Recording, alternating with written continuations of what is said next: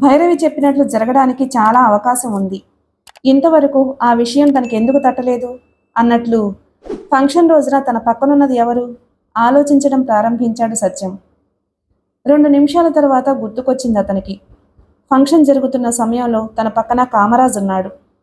Current పోయిన సమయంలో కూడా అతడు తనని అంటిపెట్టుకునే ఉన్నాడు. అంటే కామరాజే ఈ పని చేశాడా? కావాలనే ఈ నేరాన్ని తన నెత్తికి రుద్దాడా? ఇంతకాలం తన అతనితో చేసిన స్నేహానికి ఇది ఫలితమా? మిస్ భైరవి, ఆ రోజు నా పక్కనున్నది కామరాజు. అతను నా స్నేహితుడు.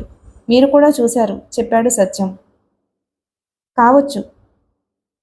అంటే నెక్లెస్ నా కోటు జేబులో వేసింది ఆ ప్రబుద్ధుడే అంటారా? What you mean?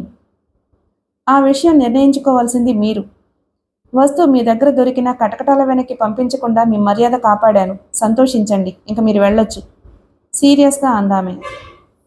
ఏదో చెప్పాలనుకున్నాడు సత్యం. భైరవి తన ముందున్న ఫైల్ను ఒకదాన్ని అందుకుని ఓపెన్ చేయడంతో తన ప్రయత్నాన్ని విరమించుకుని కామ్గా లేచి గదిలోంచి బయటికి నడిచాడు.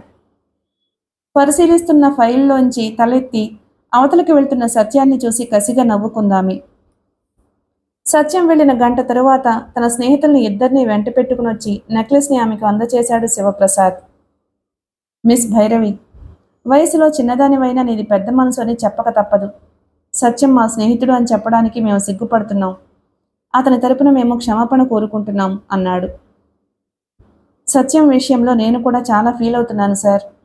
మీలాంటి మంచి స్నేహితుల్ని అపార్థం చేసుకోవడమే కాక నా ముందు మిమ్మల్ని నానా మాటలు అన్నందుకు నేను చాలా విచారిస్తున్నాను అందామె. ఒకరి మొహాలు ఒకరు చూసుకున్నారు స్నేహితులు ముగ్గురు. సత్యం ఇక్కడికి వచ్చాడా అడిగాడు శివప్రసాద్. తల ఊపింది భైరవి. రాస్కెల్, ఏ మొహం పెట్టుకుని వచ్చాడు? కోపంగా అన్నాడు కామరాజు.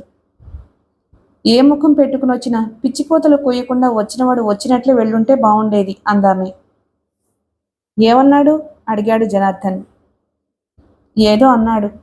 అదంతా చెప్పి మిమ్మల్ని బాధ పెట్టడం నాకు ఇష్టం లేదు. అయిష్టంగా ముఖం పెట్టి అందామె. పర్వాలేదు, ఆ రోగు ఏమన్నాడో నిర్మోహమాటంగా చెప్పండి మిస్ భైరవి అన్నాడు శివప్రసాద్. చెప్పడానికి ఇబ్బంది పడుతున్నట్లు ముఖం పెట్టి కొద్ది క్షణాల తరువాత చెప్పడం ప్రారంభించింది. చేసిన తప్పుకి క్షమాపణ చెప్పుకుంటే ఇంత బాధపడి ఉండేదాన్ని కాదు. ఆ నేరం తను చేయలేదని మొరపెట్టుకున్నా పట్టించుకునేదాన్ని కాదు. మీ ముగ్గురిని గురించి ఇష్టం వచ్చినట్లు అన్నాడు. అనకూడని మాటలతో మిమ్మల్ని దూషించాడు. చెప్పడం ఆపి వారి మొహాల్లోకి చూసింది భైరవి. కోపంతో ఎర్రగా కందిపోయాయి వారి ముఖాలు. ఏమన్నాడు? ఏమన్నాడు ఆ ఈడియట్? ముగ్గురు ఒకేసారి అడిగారు. నెక్లెస్ దొంగతనం విషయంలో అతను మిమ్మల్ని అనుమానిస్తున్నాడు. వాట్? ఆశ్చర్యంగా అరిచారు ముగ్గురు. అవును శివప్రసాద్ గారు, మీ ముగ్గురు పరమ దుర్మార్గులని కామాంధులని అన్నాడు. నెక్లెస్ మీరే తీసి కావాలని అతని కోటు జేబులో వేశారని ఆరోపించాడు. ముఖ్యంగా అతడి అనుమానం కామరాజు గారి మీద ఉంది. కామరాజు ఉలిక్కి పడ్డాడు. అలా అన్నాడా సత్యం? నన్నుద్దేశించి అంత మాట అన్నాడా? విశ్వాసం లేని గాడిద అన్నాడు ఏసడించుకుంటూ. ఇంకా ఏమన్నాడు మిస్ భైరవి? గంభీరంగా అడిగాడు శివప్రసాద్. మీ ముగ్గురు వల్లే తను చెడిపోయాడట. బంగారం లాంటి తన జీవితాన్ని పాడు చేసుకున్నాడట. మీరు చెప్పినట్లల్లా విని చెయ్యకూడని చండాలమైన పనులు చేశాడట. ఇంకా ఏమేమో. చాలు మిస్ భైరవి, చెప్పినంత వరకు చాలు. ఆ ఈడియట్ ఇంతకు దిగజారుతాడో నేను ముందే అనుకున్నాను. వాడికి తగిన శాస్తి తప్పకుండా చేస్తాను సీరియస్గా అంటూ లేచాడు శివప్రసాద్. ఒక్క మాట శివప్రసాద్ గారు అంది భైరవి. చెప్పండి మిస్ భైరవి. మీ స్నేహం చెడగొట్టాలి అన్న ఆలోచన నాకు లేదు. మీరు చెప్పమని బలవంతం చేస్తేనే ఇవన్నీ చెప్పాను. నా పేరు బయటకు రాకుండా జరిగింది ఎంతటితో మర్చిపోతే బాగుంటుంది. దయించి సత్యం గారి మీద కక్ష సాధించకండి అంది. శివప్రసాద్ నవ్వాడు. మీ మంచితనం మాకు తెలుసు మిస్ భైరవి. సత్యం లాంటి విశ్వాసఘాతకుణ్ణి ఎలా శిక్షించాలో కూడా మాకు బాగా తెలుసు. మీకు ఎటువంటి చెడ్డ పేరు రాదు. యూ డోంట్ వెరీ అన్నాడు శివప్రసాద్. చిన్నగా నిట్టూర్చింది భైరవి. మీలాంటి పెద్దవారితో పరిచయం కావడం నా అదృష్టం అని భావించాను. నెక్లెస్ కారణంగా ఇంత రాద్ధాంతం జరుగుతుందనుకోలేదు. ఈ గొడవ కారణంగా మా ఇంటికి రావడం మానకండి సార్. యువర్ ఆల్వేస్ వెల్కమ్ అంది. ఇందులో మీరు చేసిందేముంది భైరవి గారు? మీ నెక్లెస్ పుణ్యమా అని చీడపురుగు లాంటి సత్యంగాన్ని గురించి మాకు ఇప్పుడు తెలిసింది. వస్తాం అంటూ లేచారు కామరాజు జనార్దన్లు. మంచిది అంటూ చేతులు జోడించింది భైరవి.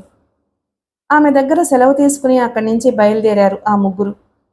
పోర్టికో వరకు వారిని సాగనంపి కారు బయలుదేరగానే తిరిగి ఆఫీస్ రూంలోకి వచ్చింది భైరవి.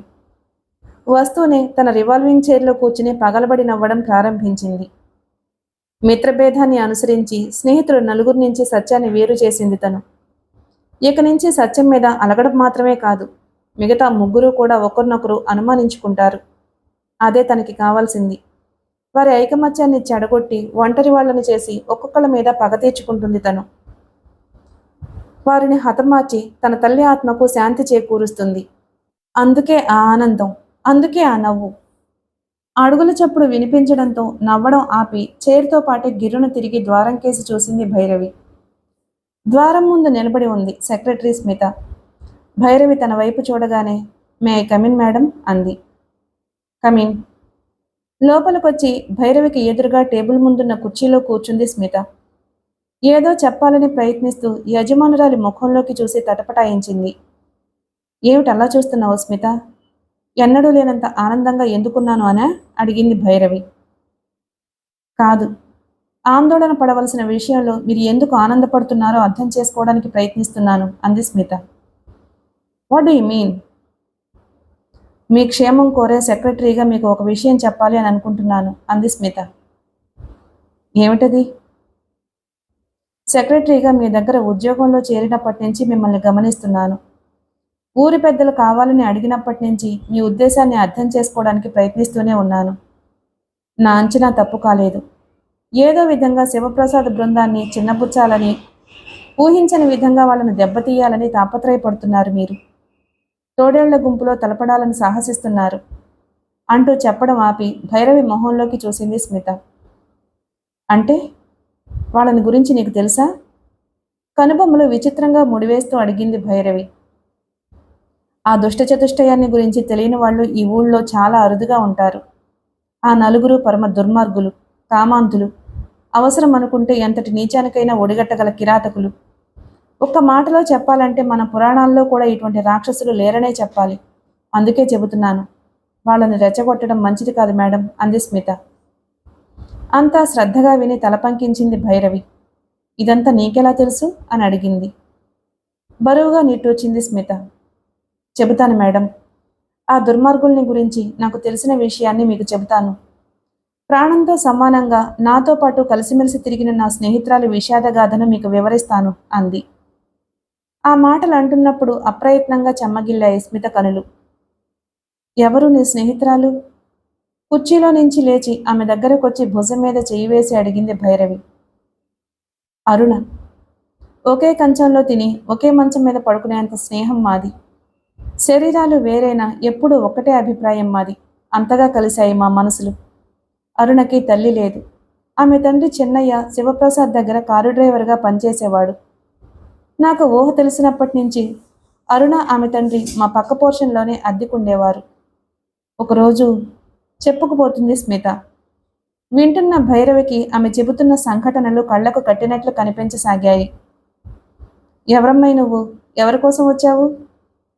శివప్రసాద్ భవంతి పోర్టికోలో నిలబడి అటూ ఇటూ చూస్తున్న అరుణని ఉద్దేశించి అడిగాడు. అక్కడ పనిచేస్తున్న గుమస్తా గురవయ్య. నేను డ్రైవర్ చెన్నయ్య గారి కూతుర్నండి. మా నాన్న 2 రోజులుగా ఇంటికి రాలేదు. ఆ విషయం తెలుసుకుందామని మెల్లగా అంది అరుణ. డ్రైవర్ చెన్నయ్య కూతురువా? అయ్యగారు అర్జెంటు పని మీద మీ నాన్నను గుంటూరు పంపించారు. ఈ పాటికి రావాల్సిందే. వెళ్ళిన పని కాలేదేమో. డబ్బులేమైనా కావాలా అని అడిగాడు గుమస్తా గురవయ్య. వద్దండి, నేను వెళ్ళొస్తాను అంటూ అక్కడి నుంచి బయలుదేరబోయింది అరుణ. అదే సమయంలో లోపల నుంచి అక్కడికొచ్చాడు శివప్రసాద్. అక్కడ కనిపించిన అరుణని చూసి, గురవయ్య, ఎవరా అమ్మాయి అని అడిగాడు. చిత్తం, మన చిన్నయ్య కూతురండి పళ్ళికిలిస్తూ చెప్పాడు గురవయ్య. హరరే, మన డ్రైవర్ చిన్నయ్య కూతురా? లోపలికి రమ్మనకుండా వాకిట్లో నిలబెట్టి మాట్లాడతావేమిటయ్యా? మనం మర్యాద తెలియని వాళ్ళు అనుకోదు మందలిస్తున్నట్లు అన్నాడు శివప్రసాద్. చిత్తం, నేను రమ్మనకు ముందే ఆ అమ్మాయి వెళ్తానందండి అంటూ ఇంకా అక్కడే నిలబడి ఉన్న అరుణ వైపు తిరిగి, బాబుగారు, శివప్రసాద్ బాబుగారు అన్నాడు మెల్లగా. ఎప్పుడూ చూడకపోయినా తమ యజమాని పేరు శివప్రసాద్ అని తండ్రి చెప్పగా వింది అరుణ. ఇప్పుడు గురవయ్య నోటి వెంట ఆ పేరు వింటూనే చేతులు జోడించి నమస్కారం బాబుగారు అంది వినయంగా.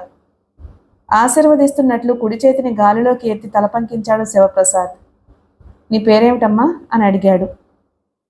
అరుణ. అవునవును, ఇప్పుడు గుర్తుకొచ్చింది. మా అరుణ చాలా బుద్ధివంతురాలని, వినయ విధేయతలు గలదని, పెద్దల మాటను జవదాటదని అప్పుడప్పుడు నాతో చెబుతూ ఉంటాడు చిన్నయ్య అన్నాడు శివప్రసాద్. చిన్నగా నవ్వుతూ తలదించుకుంది అరుణ. తప్పనిసరి అయ్యి చిన్నయ్యని గుంటూరు పంపించవలసి వచ్చిందమ్మా. నీకు చెప్పడానికి కూడా టైం లేకపోవడం వల్ల ఇట్నుంచి ఇటే స్టేషన్కి వెళ్ళిపోయాడు. ఈరోజు ఉదయమే గుంటూరు నుంచి ఫోన్ చేశాడు. వెళ్ళిన పని పూర్తయిందట. వెంటనే బయలుదేరుతున్నాను అని చెప్పాడు. ఇంకో అరగంటలో రావచ్చు. అతని కోసమే ఎదురు చూస్తున్నాను అన్నాడు. నేను వెళ్ళొస్తాను బాబుగారు. మా నాన్న రాగానే నేను వచ్చి వెళ్ళానని చెప్పండి అంది అరుణ. అదేమిటమ్మా, ఇంతదాకా వచ్చిందనివి లోపలికి రాకుండా వెళ్తానంటావేమిటి? 15 ఏళ్లుగా నా దగ్గర పనిచేస్తున్నాడు చిన్నయ్య. తన కోసం వచ్చిన తన కూతుర్ని వాకిట్లో నుంచి అవతలకు పంపించామని తెలిస్తే చిన్నబుచ్చుకోడు. రా, ఎలాగో అరగంటలో వస్తాడు మీ నాన్న. ఇద్దరూ కలిసే వెళ్ళొచ్చు. రామ్మా లోపలికి. చనువుగా సాదరంగా పిలిచాడు శివప్రసాద్. ఇబ్బందిగా చూసింది అరుణ. పర్వాలేదు బాబుగారు, నేను ఇంటికి వెళ్తాను అంది మెల్లగా. నా బిడ్డలాంటి దానివి. కాసేపు కంటి ముందుంటే చూసి సంతోషించాలి అనుకుంటున్నాను. నాకు అవకాశం లేదు. నీ ఇష్ట ప్రకారమే వెళ్ళిరమ్మా విచారంగా ముఖం పెట్టి అన్నాడు శివప్రసాద్. అదేమిటమ్మాయి, బాబుగారు అంత ఆదరంగా లోపలికి రమ్మంటుంటే రానంటావేమిటి? ఈ సంగతి వింటే మీ నాన్న ఎంత నొచ్చుకుంటాడో తెలుసా? వెళ్ళు, లోపలికి వెళ్ళు. ఇది నీ ఇల్లే అనుకో. బాబుగారికి అటువంటి తేడాలేమీ ఉండవు నచ్చ చెప్పాడు గురవయ్య. మొహమాట పడక తప్పలేదు అరుణకి. మా నాన్న ఇప్పుడు వచ్చేస్తారు కదండి అంది గురవయ్యను ఉద్దేశించి. వచ్చేస్తారమ్మా, ఈ పాటికి ట్రైన్ వచ్చే ఉంటుంది. ఇంకో పావుగంటకో అరగంటకో మీ నాన్న ఇక్కడికి వస్తాడు. ఇద్దరు కలిసి వెళ్దురు గాని. రా లోపలికి అన్నాడు శివప్రసాద్. అరుణ తల ఊపింది. తల వంచుకుని పోర్టికో ముందున్న మెట్లెక్కి లోపలికి వెళ్ళింది. ఆమె వెనకే అడుగులు వేస్తూ లాల్జీ జేబులో చేయి పెట్టి చేతికి అందినన్ని కరెన్సీ నోట్లను బయటికి తీసి గుమస్తా గురవయ్య చేతిలో పెట్టి కన్ను నులిపాడు శివప్రసాద్. విషయం అర్థమైందన్నట్టు తల ఊపాడు గురవయ్య. పళ్ళికిలిస్తూ ఆ నోట్లందుకుని జేబులో కూరుకుని బయట నిలబడిపోయాడు. విశాలమైన భవంతి ఆవరణలోకి అడుగుపెట్టి చుట్టూ చూసింది అరుణ. ఎటు చూసినా ఖరీదైన వస్తువులే కనిపించాయి ఆమె కంటికి. గోడలకు అందమైన మోడర్న్ పెయింటింగ్స్ అమర్చబడి ఉన్నాయి. కూర్చోమ్మా, సోఫాలో కూర్చుంటూ అన్నాడు శివప్రసాద్. అతనికి ఎదురుగా ఉన్న ఒక సోఫాలో ఒక మూలకు ఒదిగి కూర్చుంది అరుణ. సిగరెట్ వెలిగించుకుని గట్టిగా దమ్ములాగి పొగని గాల్లో వదులుతూ ఆమె కేసి పరిశీలనగా చూశాడతను. 18 ఏళ్ల వయసు అరుణది. రేకులు విప్పుకుంటున్న యవ్వనం అప్పుడప్పుడే ఆమె శరీరంలో కొత్త కొత్త అందాలను తెచ్చిపెడుతుంది. చూడచక్కని అందం అరుణది. అంతకు మించిన అందంతో అమరి ఉన్నాయి ఆమె వంపు సొంపులు. ఆమె ఎత్తుపల్లాలను కనురెప్ప వాల్చకుండా చూస్తూ ఆశగా గుటకలు మింగాడు శివప్రసాద్. కళ్లతోనే అతను తనలోని అణువణువును తడిమి చూస్తున్నాడు అన్న సంగతి తల వంచుకుని కూర్చున్న అరుణకు తెలియదు పాపం. కాఫీ తాగుతావా అమ్మా? సగం కూడా కాల్చిన సిగరెట్ను యాస్ట్రేలో వేస్తూ అడిగాడు శివప్రసాద్. వద్దండి, నాన్నగారు రాగానే ఇద్దరం ఇంటికి వెళ్ళి భోజనం చేస్తాం అంది అరుణ. ఎంతవరకు చదువుకున్నావమ్మా? 10th పాస్ అయ్యానండి. ఇప్పుడు చదువుకోవడం లేదా? లేదండి. ఎందుకని? ఇంటి పనులు చూసుకుంటూ చదువుకోవడానికి ఇబ్బందిగా ఉంది, అందుకని మానేశాను. మీ ఇంట్లో ఇంకెవరూ లేరా? లేరండి. మా నాన్నకి నేను, నాకు మా నాన్న తప్ప మాకు చుట్టాలు బంధువులు ఎవరూ లేరండి. ఉన్నా మా ఇంటికి రారు. అయ్యో పాపం. అయితే మీ నాన్న ఇంటికి ఆలస్యంగా వచ్చినా అసలు రాకపోయినా ఇంట్లో నువ్వు ఒంటరిగానే ఉంటావన్నమాట. అరుణ తల ఊపింది. ఇంకా ఏదో అడగాలని నోరు తెరిచాడు శివప్రసాద్. అడగదలుచుకున్న మాటని అడగకుండానే అబ్బా అని బాధగా మూలుగుతూ 2 చేతులతో ఛాతీని అదుముకుంటూ మెలికలు తిరిగిపోవడం ప్రారంభించాడు. చివ్వున తలెత్తి చూసింది అరుణ. సోఫాలో ఒరిగిపోయి బాధగా నొసలు విరుస్తూ గుండెల్ని చేతులతో అదుముకుంటూ మూలుగుతున్నాడు శివప్రసాద్. ఏం జరిగిందో అరుణకు అర్థం కాలేదు. ఆందోళన పడిపోతూ కూర్చున్న చోటు నుంచి ఒక్క అంగలో శివప్రసాద్ పడి ఉన్న సోఫాను సమీపించింది. ఏం జరిగింది బాబుగారు? ఎందుకిలా అయిపోతున్నారు అని కంగారుగా అడిగింది. నొప్పమ్మా, గుండె నొప్పి, అప్పుడప్పుడు ఇలాగే వస్తూ ఉంటుంది అని గొణుగుతూ బాధని ఓచుకోవడానికి ప్రయత్నిస్తున్నట్టు పేదాలను బిగించాడు. డాక్టర్ డాక్టర్ని పిలిపించమంటారా బాబుగారు? నౌకర్లున్నారా ఇంట్లో? మరింత గాభరాగా అడిగింది అరుణ. నువ్వేం కంగారు పడకమ్మా, ఈ మాత్రం దానికి డాక్టర్ అవసరం లేదు. మేడ మీద అదిగో ఆ గదిలోని నా టేబుల్ మీద టాబ్లెట్ సీసా ఉంది. ఒక టాబ్లెట్ వేసుకుంటే నొప్పి అదే సర్దుకుంటుంది. వెళ్ళి తీసుకురమ్మా, బాధగా నొసలు విరుస్తూ చెప్పాడు శివప్రసాద్. అరుణ తటపటాయించింది. కొత్త చోటు, మొట్టమొదటిసారి అక్కడికి వచ్చింది తను. అంత చొరవగా మేడ మీదకి ఎలా వెళ్ళగలదు? ఎవరినైనా పిలిస్తే ఆలోచిస్తుంది అరుణ. ఆమె ఆలోచనల్ని ముందుకు సాగనీయలేదు శివప్రసాద్. మరింత బాధగా మూలుగుతూ గాబరా పెట్టేశాడు ఆమెను.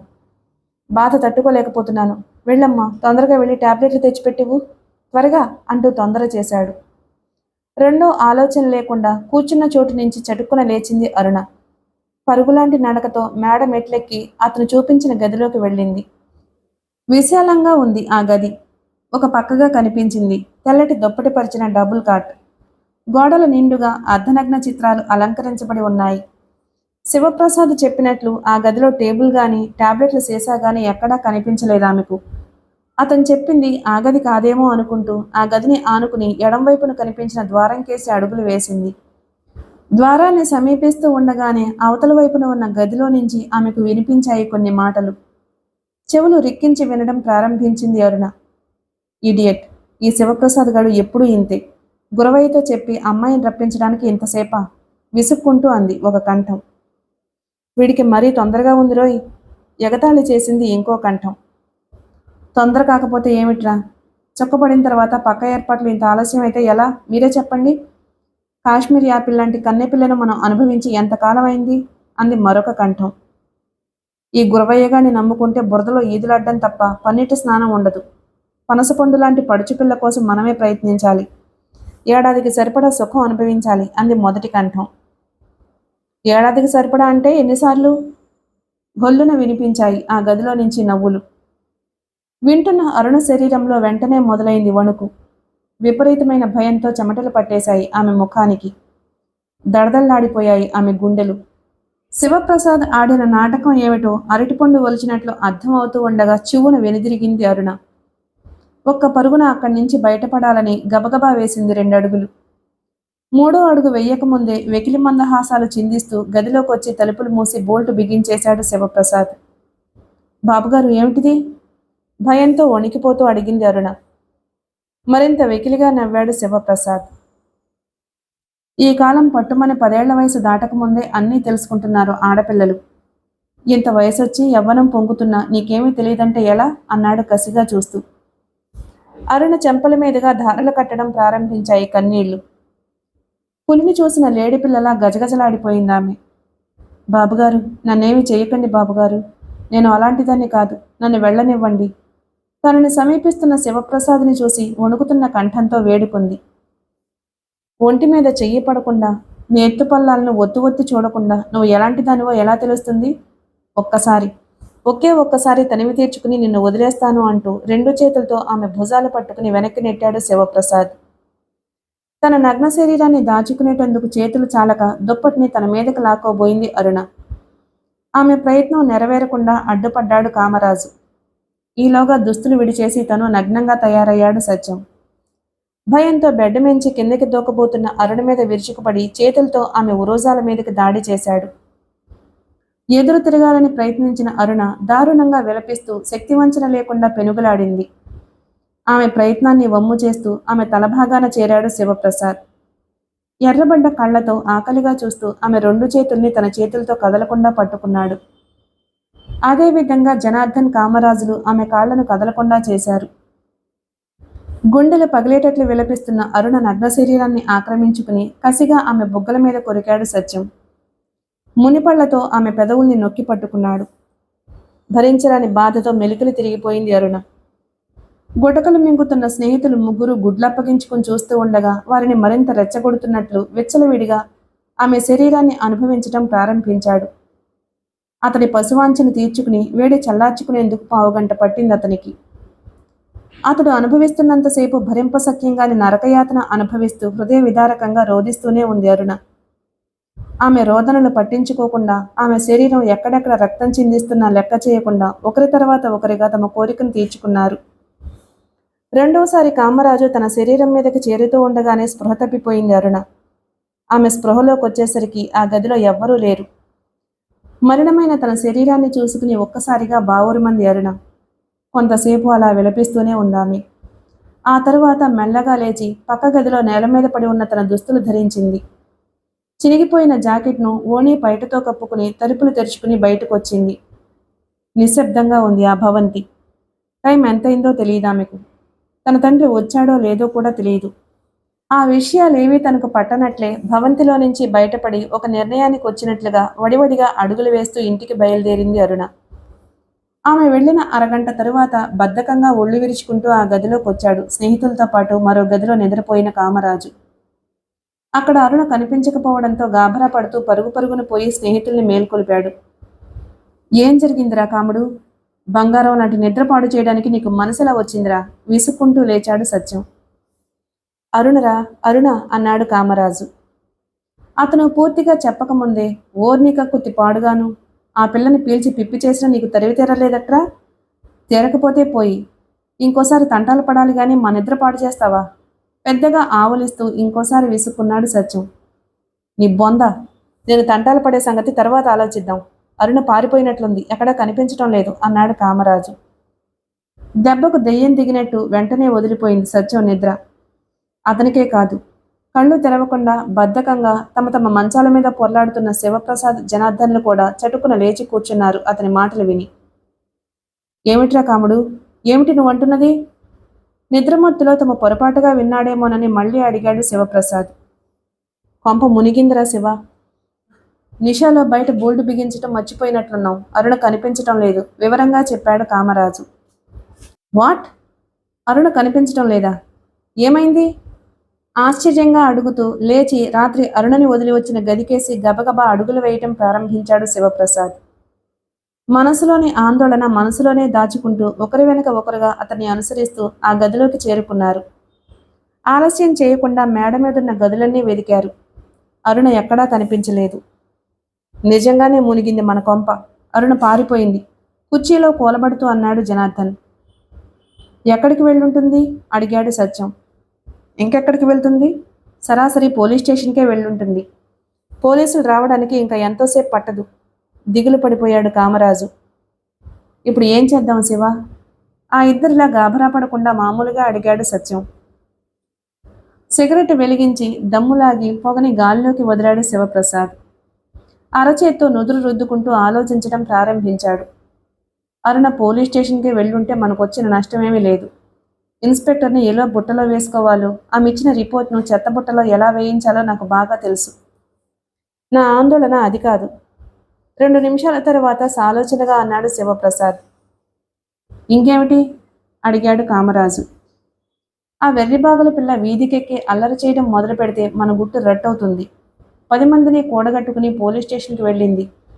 ఆ ఇన్స్పెక్టర్ని బుట్టలో వేసుకోవడానికి వీలు పడదు అన్నాడు. అలా జరగకుండా ఉండాలంటే మనం ఏం చేయాలి అడిగాడు జనార్దన్. చెబుతాను, ముందు నువ్వు పోలీస్ స్టేషన్కి వెళ్ళు. అరుణ అక్కడికి వెళ్ళిందో లేదో తెలుసుకో. సత్యం, కాముడు ఆమె ఇంటికి వెళ్ళి చూస్తారు. చిన్నయ్య ఎప్పుడు బయలుదేరుతున్నాడో గుంటూరు ట్రంకాలు చేసి నేను తెలుసుకుంటాను. వెళ్ళండి క్విక్ అన్నాడు శివప్రసాద్. తల ఊపి అక్కడి నుంచి బయలుదేరారు స్నేహితులు ముగ్గురు. జాగ్రత్త, అది ఎక్కడ కనిపించినా కిక్కురుమనకుండా చేసి ఈడ్చుకురండి అన్నాడు శివప్రసాద్. దానికి కూడా తలలు ఊపి అక్కడి నుంచి అవతలికి వెళ్ళిపోయారు ఆ ముగ్గురు. సిగరెట్ని గది మూలకు విసిరి తన బెడ్రూంలోకి పోయి టెలిఫోన్ ముందు కూర్చున్నాడు శివప్రసాద్. బుక్ చేసిన అరగంట కల్లా మెచ్యూర్ అయింది ట్రంకాల్. డ్రైవర్ చిన్నయ్య వెళ్ళిన పని పూర్తి చేసుకుని రాత్రి 10 గంటల బస్సులో రాజమండ్రి బయలుదేరినట్లు తెలిసింది. రిసీవర్ క్రెడిల్ చేస్తూ వాల్ క్లాక్ కేసు చూశాడు శివప్రసాద్. రాత్రి 2:45 సమయాన్ని సూచిస్తుంది వాల్ క్లాక్. గుంటూరు నుంచి రాజమండ్రికి బస్సు ప్రయాణం ఎలా లేదన్నా 5:30 గంటల పైనే పడుతుంది. అంటే ఇంచుమించు ఇంకో 1.5 గంటలో రాజమండ్రి చేరుకుంటాడు చిన్నయ్య. అరుణను వెతుక్కుంటూ వెళ్ళిన వాళ్ళు ఈలోపే రావచ్చు. ఆమె ఏమైందో తెలుసుకున్న తరువాత చిన్నయ్య సంగతి ఆలోచించాలి. సిగరెట్ వెలిగించి దమ్ములాగుతూ ఆ గదిలో నుంచి బయటపడి మెట్లు దిగి కింద హాల్లోకి వచ్చి పచార్లు చేయటం ప్రారంభించాడు శివప్రసాద్. అతను పచార్లు చేయటం మొదలుపెట్టిన పావుగంట తరువాత తిరిగొచ్చారు అరుణ ఇంటికి వెళ్ళిన సత్యం, కామరాజులు. ఇంకా ఆందోళనగానే ఉంది కామరాజు వదనం. సత్యం చెప్పిన విషయాన్ని వింటూనే అదో రకమైన చిరునవ్వు ప్రత్యక్షమైంది శివప్రసాద్ పెదవుల మీద. తమ సమస్య సులువుగా పరిష్కారమైనట్లు తేలిగ్గా నిట్టూరుస్తూ సోఫాలో కూలబడి తీరుబడిగా ఇంకొక సిగరెట్ వెలిగించాడతను. గాఢ నిద్రలో ఏదో పీడకల రావడంతో ఉన్నట్లుండి ఉలిక్కి పడుతూ కళ్ళు తెరిచి చటుకున లేచి కూర్చుంది స్మిత. చెన్నయ్య పక్కింట్లో ఉంటున్నారు స్మిత, ఆమె తల్లి. కాలేజీలో BA చదువుతుంది స్మిత. చెన్నయ్య కూతురు అరుణ, స్మిత మంచి స్నేహితురాళ్ళు. ఆ రోజు కాలేజీలోని స్నేహితురాళ్ళు పట్టుపట్టడంతో కాలేజీ వదిలాక అట్నుంచి అటే మొదటి ఆట సినిమాకు వెళ్ళిపోయింది స్మిత. తిరిగి ఇంటికొచ్చేసరికి అరుణ కనిపించలేదు. తల్లిని అడిగితే ఎక్కడికి వెళ్ళిందో తనకి తెలియదని చెప్పింది. అరుణ కోసం రాత్రి 12 గంటల దాకా మెలకుగానే ఉంది స్మిత. తల్లి బలవంతం చేయడంతో ఆ తర్వాత పక్క మీదకు చేరింది. తన్నుకొస్తున్న ఆవలింతలను చెయ్యి అడ్డు పెట్టుకుని అదుపు చేసుకోవడానికి ప్రయత్నిస్తూ టేబుల్ మీద అలారం కేసి చూసింది స్మిత. రాత్రి 3:30 అయింది టైము. అరుణ్ వచ్చిందో లేదో.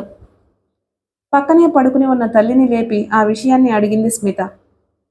వచ్చే ఉంటుంది, రాకపోతే ఏ బంధువుల ఇంట్లోనూ ఉండుంటుంది. ఇప్పుడు ఎందుకు ఆ విషయం విసుక్కుంటూ అందామె తల్లి.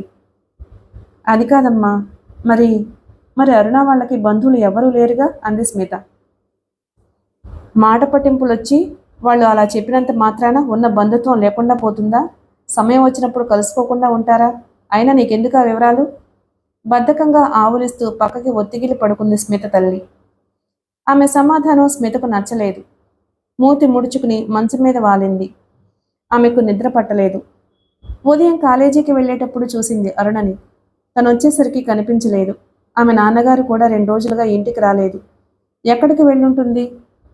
అంత అవసరంగా ఎక్కడికన్నా వెళ్ళవలసి వస్తే ఆ విషయం తనతో ముందుగానే చెప్పుండేది కదా. అమ్మా, పిలిచింది స్మిత. అరుణ వచ్చిందో లేదో వెళ్ళి చూసిరానా? సీరియస్గా ఆమె కేసి తిరిగింది స్మిత తల్లి. ఇంత రాత్రివేళ వెళ్ళి చూసొస్తావా? నీకు అసలు బుద్ధుందా? ఆ పిల్ల వస్తే నీకెందుకు, రాకపోతే నీకెందుకు? నోరు మూసుకుని పడుగా అని కసురుకుంది. ఇంకేమీ మాట్లాడలేదు స్మిత. అరుణని గురించిన ఆలోచనలతో ఆ తర్వాత నిద్ర పట్టలేదు ఆమెకు. తెల్లవారుతూ ఉండగానే లేచి అరుణ ఇంటికి వెళ్ళి తలుపు తట్టింది. తలుపు తెరుచుకోలేదు. ఎంతసేపు తట్టినా ఎటువంటి రెస్పాన్స్ రాలేదు లోపల నుంచి. తెల్లవారుజామున లేవడం అలవాటు అరుణకి. ఈరోజు ఎందుకని లేవలేదు? రాత్రి ఆలస్యంగా వచ్చినందువల్ల మొద్దు నిద్రపోతుందా? అరగంట ఆగి మళ్ళీ వచ్చి తలుపు తట్టింది. ఆ సమయంలో పాలవాడు కూడా వచ్చాడు. ఇద్దరూ కలిసి తట్టినా తలుపు తెరుచుకోలేదు. అడుగు పెట్టకూడని అనుమానం ఏదో ఒకటి మనసులో అడుగు పెడుతూ ఉండగా ఆందోళన పడుతూ చుట్టుపక్కల వాడని పిలిచింది స్మిత. అందరూ కలిసి బలవంతంగా తలుపుల్ని పడగొట్టి లోపలికి ప్రవేశించారు. లోపలికి అడుగు పెడుతూనే ఒక్క పరుగున అరుణ పడుకునే గదికేసిపోయింది స్మిత. దగ్గరగా మూసి ఉన్నాయి ఆ గది తలుపులు. వాటిని విసురుగా నెట్టుకుంటూ గదిలోకి అడుగు పెడుతూనే ఎదురుగా కనిపించిన దృశ్యాన్ని చూసి అరుణా అంటూ అరిచి ముఖాన్ని చేతుల్లో దాచుకుని ఒక్కసారిగా బావురుమంది స్మిత. ఆమె వెనకగా అక్కడికి వచ్చిన చుట్టుపక్కల వాళ్ళు ఆ గదిలో కనిపించిన దృశ్యాన్ని గమనించి విభ్రాంతులవుతూ ఎక్కడి వాళ్ళు అక్కడే శిలాప్రతిమల్లా బిగుసుకుపోయారు. అరుణ ఉరిపోసుకుంది. సీలింగ్ ఫ్యాన్కు బిగించబడ్డ తాడుకు వేలాడుతుంది ఆమె శరీరం. కళ్ళు, నాలుక వికృతంగా కనిపిస్తూ భయాన్ని గొల్పుతుంది ఆమె ముఖం. చినిగి పీలికలైన జాకెట్ ఆమె భుజాల నుంచి వేలాడుతుంది.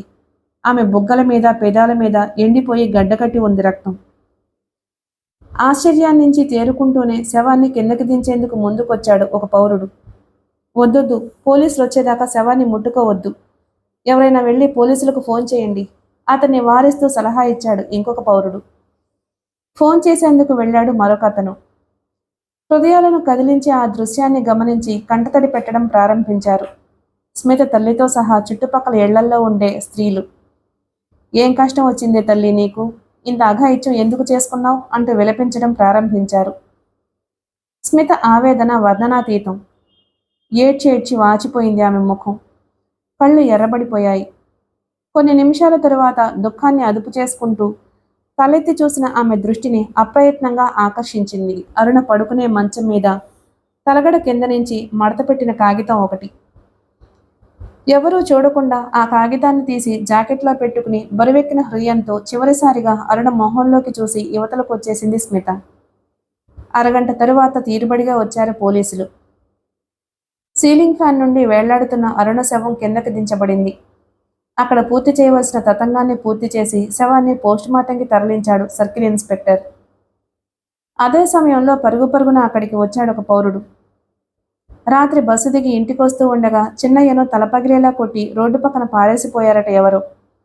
చిన్నయ్య యజమాని ఈ విషయం తెలియగానే అతన్ని హాస్పిటల్లో చేర్పించాడట. ఆయాసాన్ని అదిమి పెట్టుకుంటూ ఇంటి ముందు నిలబడ్డ వారితో చెప్పాడతను. అయ్యో పాపం, కూతురు ఉరిపోసుకున్న సంగతి కూడా చిన్నయ్యకు తెలియదన్నమాట. చివరి చూపులైనా దక్కుతాయో లేదో అంటూ వాపోయారు ఆ వార్త విన్న పౌరులు. అక్కడున్న ప్రేక్షకుల్ని ప్రాథమిక విచారణ జరిపి స్టేషన్కి బయలుదేరాడు సర్కిల్ ఇన్స్పెక్టర్. సార్, వెనక నుంచి వినిపించింది ఆ పిలుపు. జీపు ఎక్కబోతున్న సర్కిల్ ఇన్స్పెక్టర్ ఆగి వెనుతిరిగి చూశాడు. ఎదురుగా నిలబడి ఉన్న స్మితను ఉద్దేశించి ఏమిటి అని అడిగాడు. అరుణ ఆత్మహత్యకు కారకులెవరో నాకు తెలుసు అంది. వాట్? అవును సార్. చీమకి కూడా హాని తలపెట్టడం చేతగాని అరుణ తనను తాను చంపుకోవడానికి దారితీసిన పరిస్థితులు, అందుకు కారకులైన దుర్మార్గుల పేర్లు ఇందులో రాసున్నాయి.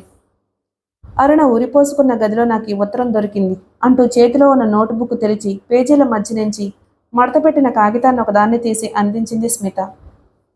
కనుబొమ్మలు ఆశ్చర్యంగా ముడివేస్తూ ఆ లెటర్ అందుకుని చదవడం ప్రారంభించాడు సర్కిల్ ఇన్స్పెక్టర్. తండ్రి కోసం తను శివప్రసాద్ భవంతికి వెళ్లిన దగ్గర నుంచి అన్ని విషయాలు వివరంగా రాసింది అరుణ ఆ లెటర్లో. తనని దారుణంగా బలాత్కరించి పశువుల్లా అనుభవించిన దుర్మార్గుల నలుగురి పేర్లు అందులో పేర్కొంది. తను ఆత్మహత్య చేసుకోవడానికి కారణం ఆ నలుగురేనని, రాక్షసంగా తన జీవితాన్ని సర్వనాశనం చేసిన ఆ దుష్టుల్ని ఉరికంబం ఎక్కించవలసిందిగా పోలీస్ డిపార్ట్మెంటును కోరుతూ లెటర్ ముగించింది.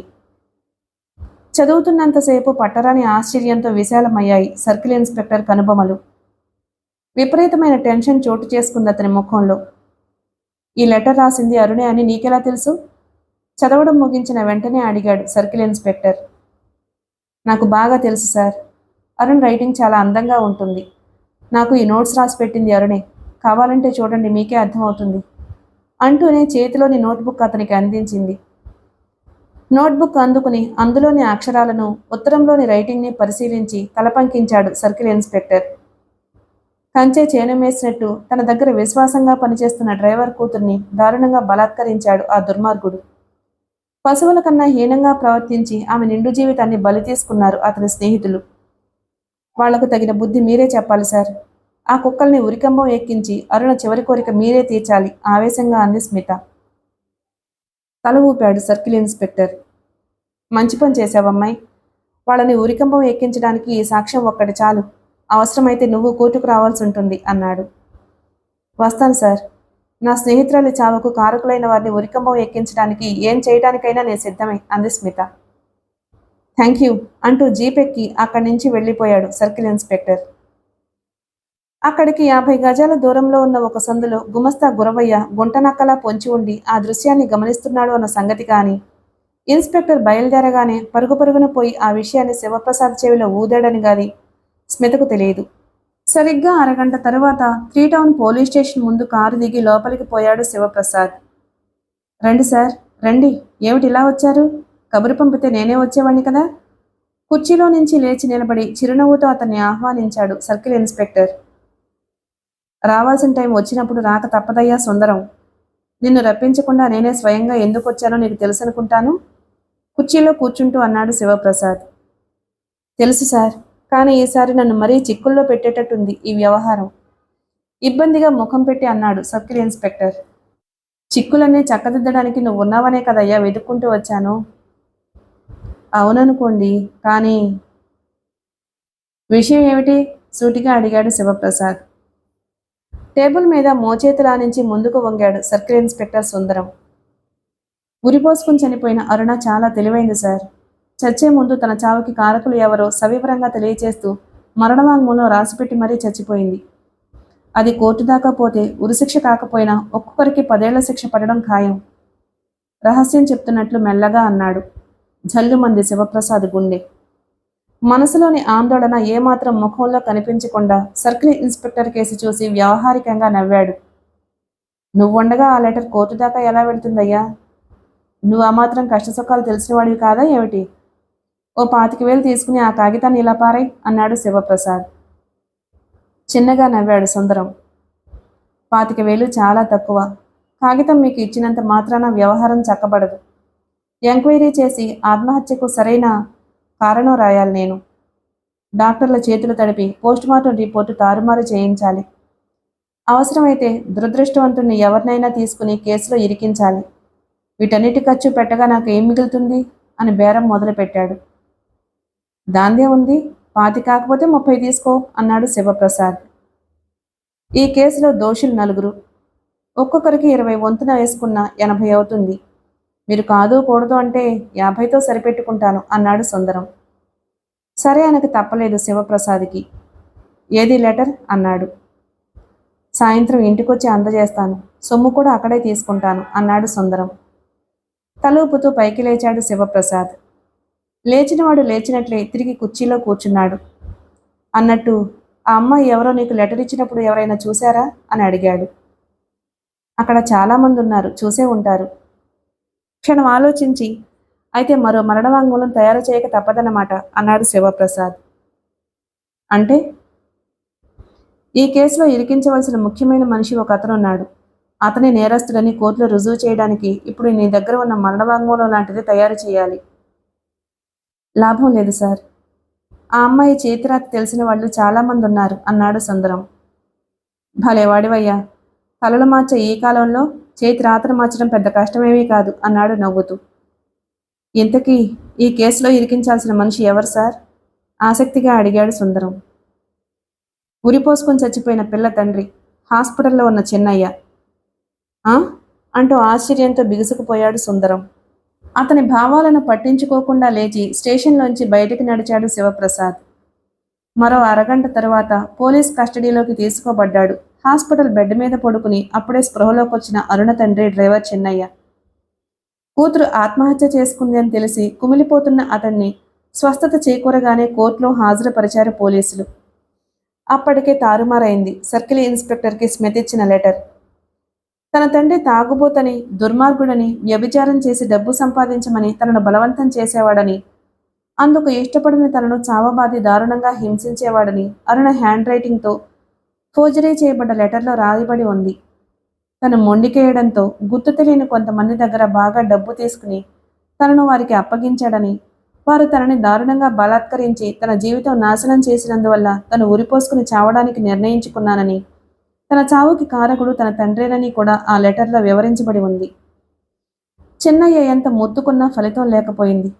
శివప్రసాద్ పురమాయించిన 4 వ్యక్తులు చిన్నయ్య అటువంటి వాడే అని సాక్ష్యం చెప్పడంతో 7 ఏళ్ల కఠిన కారాగార శిక్ష విధించబడింది చిన్నయ్యకు. అది మేడం జరిగింది. ఆ 4 ఎంతటి కిరాతకులో, ఎటువంటి గోముఖ వ్యాఘ్రాలో ఇప్పటికైనా మీకు అర్థమైందనుకుంటాను. కోర్టులో అరుణ కేసు జరుగుతున్న సమయంలో మా అమ్మగారిని బెదిరించి నేను కోర్టు ఛాయలకు కూడా వెళ్లకుండా కట్టుదిట్టం చేయించారు. ఆ దుర్మార్గుల్ని రెచ్చగొట్టే ఆలోచనను ఎక్కడైనా మార్చుకోండి. మనం ఆడవాళ్ళం. ఆ రాక్షసులతో పోటీ పడడం మన వల్లేమవుతుంది అంటూ అరుణ కథను చెప్పడం ముగించింది విచారంగా నిట్టూర్చి. తల పైకెత్తి భైరవి మొహంలోకి చూసి ఈడ్చి ముఖం మీద గుద్దినట్లు ఉలికి పడింది స్మిత.